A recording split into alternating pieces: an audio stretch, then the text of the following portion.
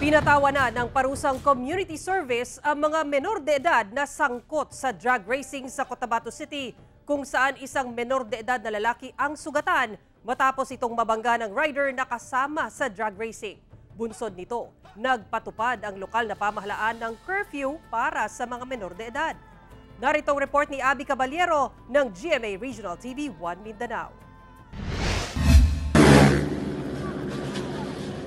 Makikita sa video ang mga motorsiklo na nagkakarera alas 2 ng Martes ng madaling araw sa Sinsuat Avenue, Cotabato City. Maya-maya pa isang aksidente ang nangyari kung saan isang nanonood ang nabangga ng isa sa mga nag-drag racing. Ayon sa Public Safety Office, isang 10 taong gulang na batang lalaki ang nabangga at nabalian ng buto sa kamay at hita.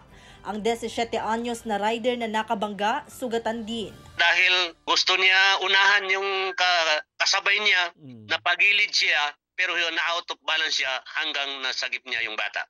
Parehong nasa ospital pa sa ngayon ang biktima at ang rider. Samantala, humarap na sa alkalde ng lungsod ang 5 menor de edad na sangkot sa naturang drag racing.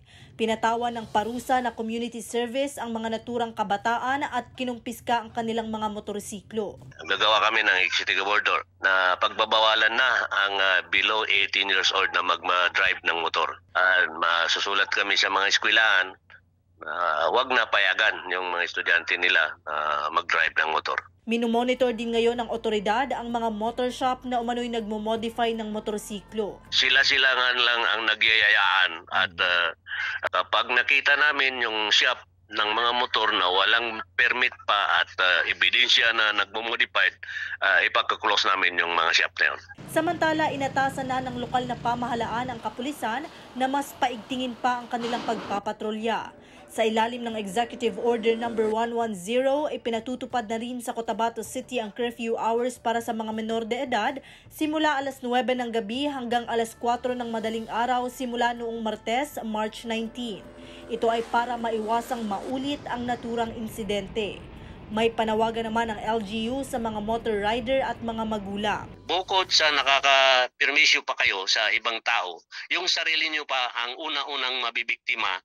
Yun ang gusto namin alamin sa inyo at hilingin sa inyo na dapat tigilan na yan.